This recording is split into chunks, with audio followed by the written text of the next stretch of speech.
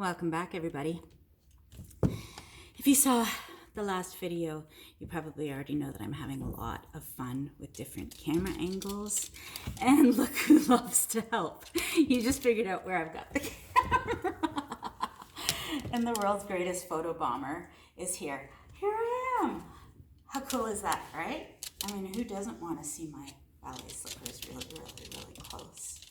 Cool angle. All right, so why am I really here?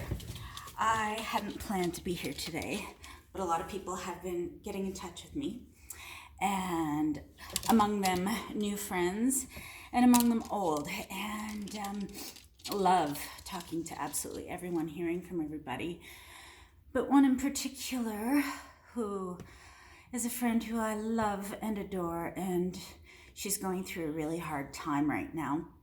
I don't know all the details, and even if I did, I wouldn't be sharing them with you here.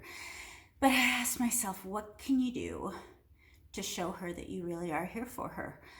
And I thought, well, I've told her, but maybe I can show her how she has helped me.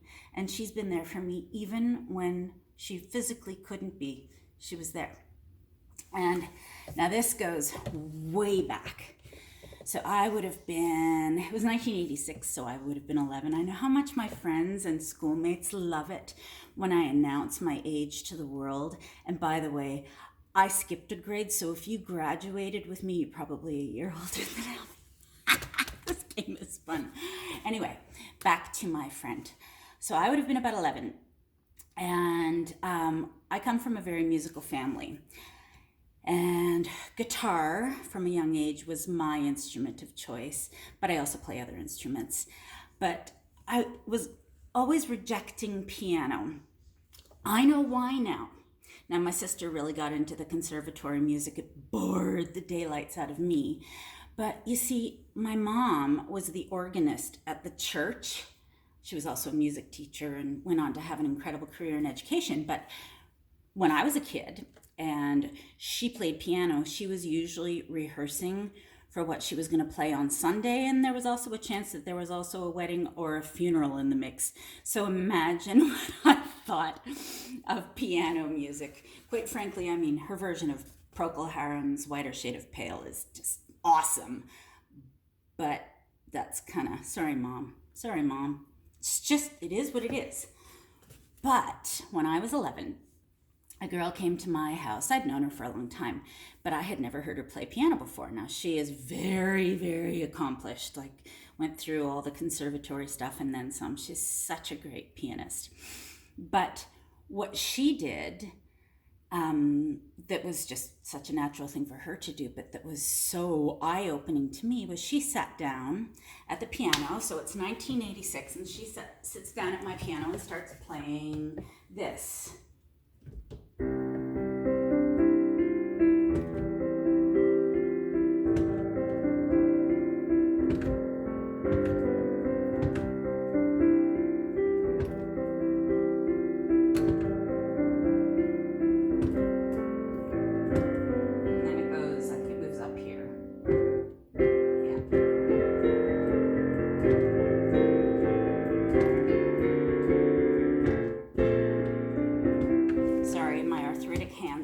Time getting through that right now.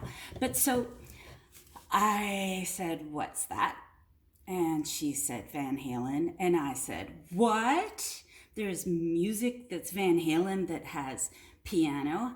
And that's when I found out that Van Halen had just released their first album, where Eddie, greatest rock god of all time, amazing guitarist who I already idolized, he played keyboards. He probably was on a synth, given the time, a synthesizer, kind of the very archaic version of what I do here with the MIDIs and my studio setup.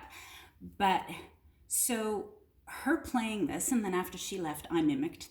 That's how I've learned to play music. I just hear it and I play it back. I'm very fortunate that that's something I can do. And all of a sudden I wanted to play piano again.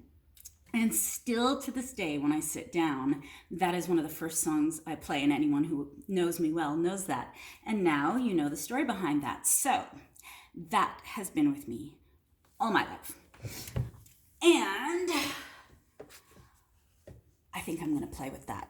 if you are at a point, my dear friend, where you think that some of that anxiety and stress and fear, if it could be redirected somehow, and you're such a creative and talented person, if you could maybe take a part of all of that and focus on something like this again that I know you love. But see, the thing with going through horrible things is it opens your eyes to so much, and it also opens your mind. The way you see things changes. So something you did for years, you'll all of a sudden sit down and you'll do it differently because you're a different person.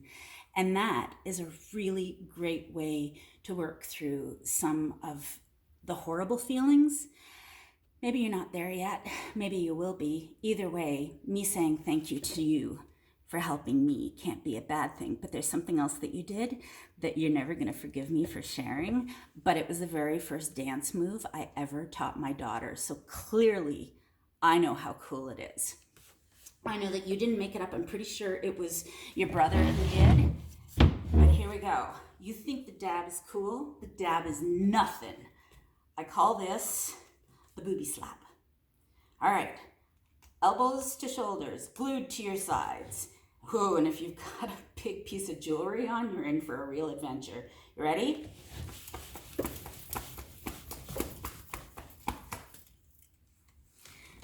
You're welcome. Love you. Bye. Mwah.